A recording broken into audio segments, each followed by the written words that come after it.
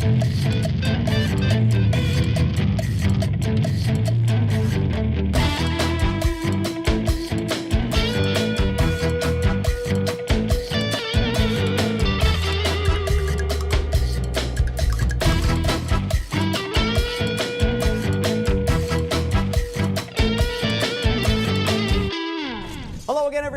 are off and running on this latest Stronach 5 preview show here from our XBTV studios at beautiful Gulfstream Park. Jason Blewett, so happy to have your company, obviously covering quite a few furlongs and many miles over the next 20 minutes, give or take, for good reason. November just about upon us, Breeders' Cup weekend, so much going on, and it's all about here on this broadcast, the Stronach 5. And why not in what is an annual rite of weekly passage here on the broadcast? We'll take a little step back to the starting gate and give you a little rundown as to what happened last week. We handled just under 90,000, 12% takeout.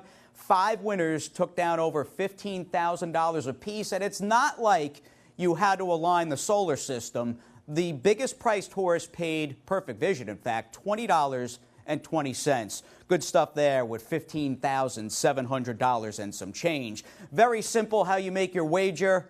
You ask for Santa Anita race 4 this coming Friday, post time of about 4:53 Eastern, and you'll be off and running in the opening November Stronach 5 for a $1 minimum. And in fact, speaking of Santa Anita, it's a little double-header out at the Great Race Place. We've also got stops at Gulfstream Park West, Laurel Park, and we wrap things up in the back end, race number 5 on the Friday card at Golden Gate Fields. And as easy as it is to wager on the Stronach 5, it might be even easier, if that can be believed, to study up for it. Might take you a little while because, not including also eligibles, we've got 49 entries spread across the 5 races, but we do have those free past performances available over at GulfstreamPark.com. And I know everybody's price sensitive. Most horse players are anyway, and I'm in the family there. 12% takeout. No guarantee this week. Just note, $50K guarantee not happening this Breeders' Cup Friday, but we do have that 12% takeout.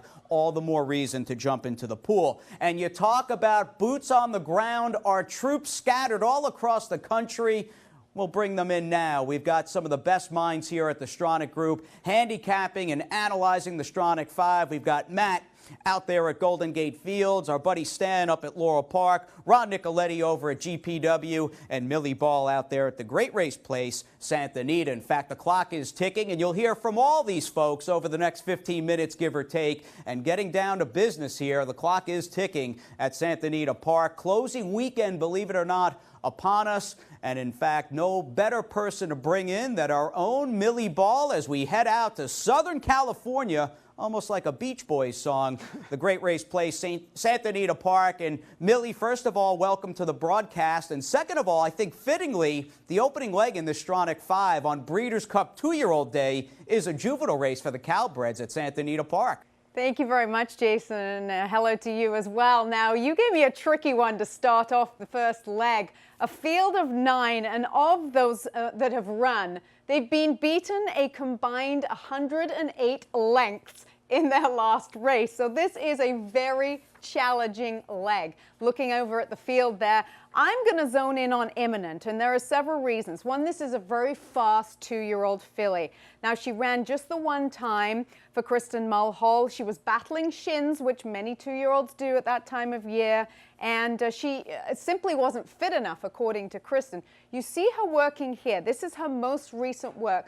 This, for a fast filly, looks a very relaxed work. I love that. And more importantly, coming back in for 40,000, first time in for the claim, she looks very sound and healthy. I think that's very important. So I liked Imminent in there. Martin Pedrosa actually up for the work, and he'll be riding her in the afternoon. And if you wanted an alternative in there, I thought Red Sacred Appeal looked good, just because there might be a lot of speed in this 4th race at Santa Anita. And this is a first-time starter that if you go to our website, look at the workout a real steady type of horse that covers a ton of ground. The trainer not known for first-time starters to pop, but I think Red Sacred Appeal would benefit from a fast pace, Jason. Well, thanks very much, Millie, and don't go anywhere. We'll keep you in the hot seat, and we'll make another trip back out to Santa Anita for race number 5 in the Stronach 5 lineup. Now, I stand in beautiful Hallandale Beach, and we'll come home in some respects to Gulfstream Park, and in fact, our next stop is in good old glorious Miami Gardens. Leg B of Friday Stronach 5 takes place at Gulfstream Park West, and a big field as we bring in the one and only Ron Nicoletti. Thanks, Jason. Going to look at our 9th race on Friday's card. And it's a 1-mile event. It's a claimer for 3-year-olds and up. And we're going to take a look at the field right now. We got 10 horses in the body of the race and 6 also eligible. So a nice size field here for leg B in the Stronach 5. And my selections in the race were the 2, the 7, and the 1. That's Something Bird is the number 2, Seattle Treasure, and then Honey Don't is the number 1. But my top pick is that number 2, Something Bird. And I want to go back. I think this horse is returning from a freshening. And you look at his last race, there he's just coming to the 5/8 pole. And now he's going to make, I think, a premature move to get the lead. He just blasted the lead, and he opens up by a couple of lengths. And he's just cruising along. And it looks like you say, well, now, and I just got the feeling that he moved a little too early in this race. And as he turns for home, you'll see him. He'll finally, in the stretch, get wheeled in, and he'll finish up 4th that afternoon. And I just think now that with a race over the turf course, I think he's going to run well in here. He's from co-leading trainer Marcus Vitale's barn. And, when he's got Sammy Camacho. And my thought process here, as you see him coming through the stretch, was he made the move, but it was way too soon as far as I see. Now they're going to come by and get him through the stretch run. So I just thought off that performance now. And it was so important to have a race over this course. And Marcus Vitale, as I mentioned, co-leading trainer, on fire right now. So that was my thought process. Plus 12 to 1 on the morning line. The other couple of horses I'm going to use in there is the number 7, Seattle Treasure.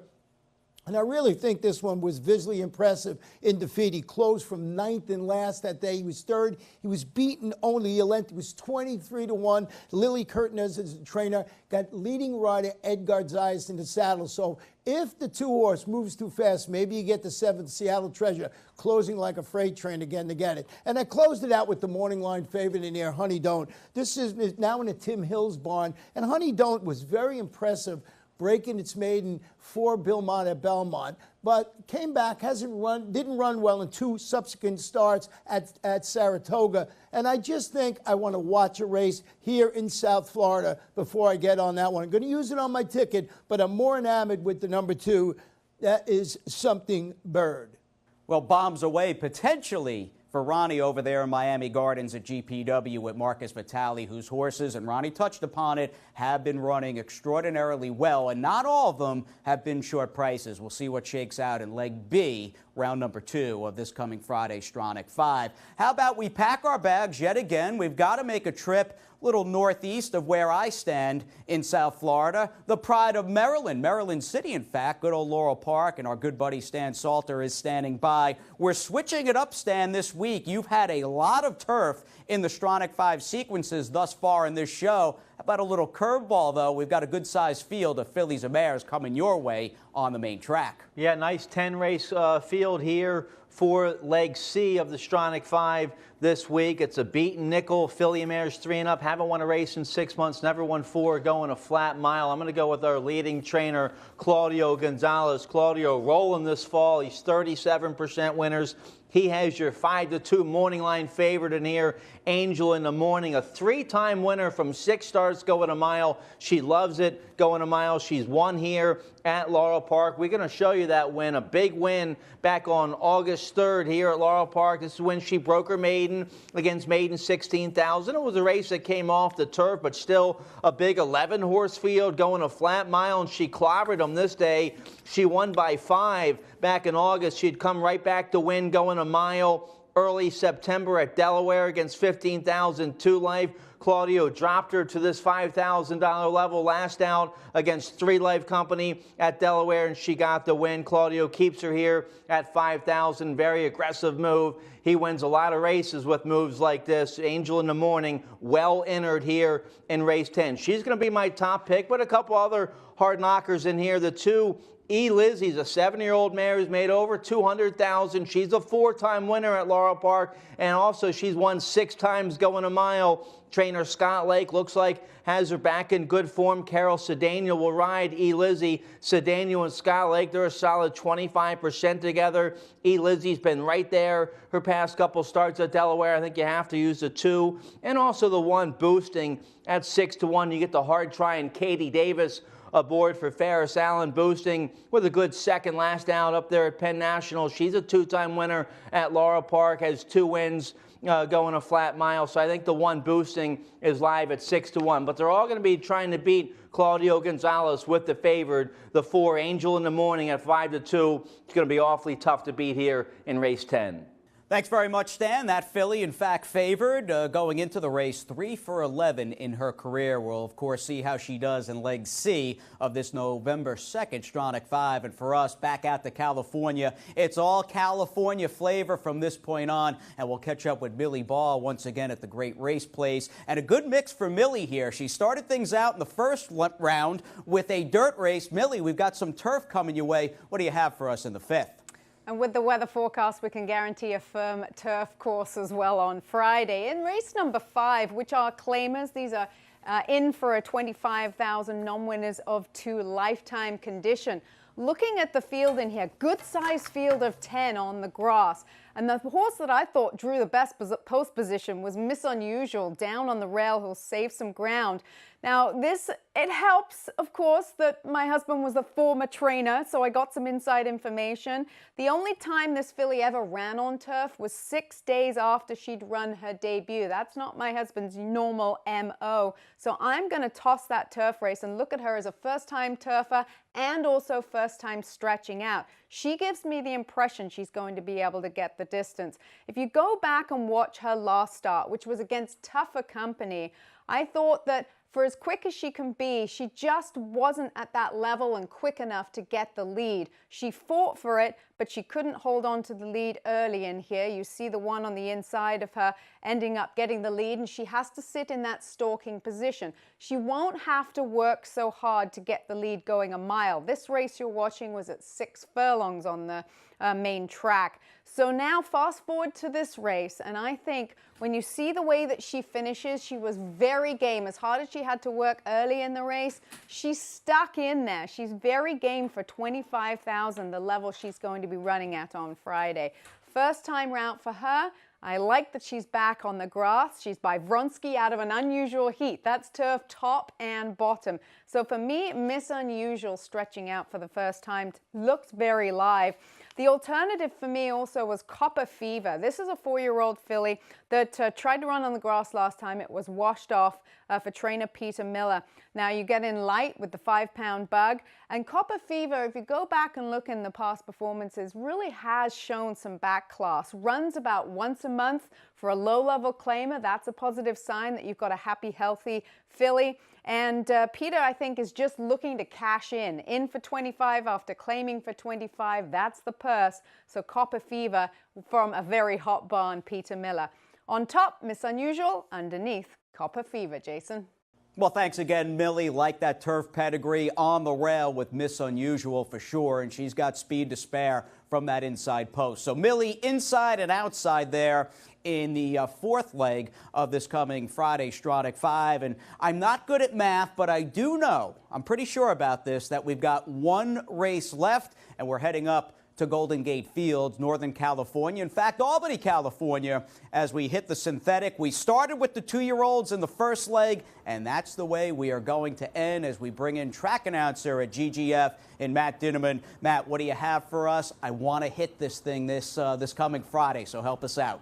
Let's hope we can get the job done in the last leg of the Stronach 5 wager this week. We've seen competitive races, all 4 races this wager this week, and the trend continues here in race number 5 at Golden Gate and race 5 of the Stronach 5 wager. Race number 5 is a maiden $12,500 claimer right here. They're sprinting 5.5 furlongs on the Tapeta. I'm going all the way to the outside in this field of 10. Number 10, Beer Slinger, a first-time gelding in here for trainer Bill Delia. Last time out in his second lifetime start, he ran in a maiden special weight race, was badly beaten, gelded for this start here in lifetime start number 3. We're going to take a look at his first career win, or rather his first career race on August 24th, and this horse stalked the pace before running second. It was a decent second. You're not going to see anything special there, but trainer Bill Delia doesn't typically have his horses really cranked first out. Second time out, he ran poorly against Tougher. He's back in for 12-5 today, and he's going to be a first-time gelding in here. So I'm thinking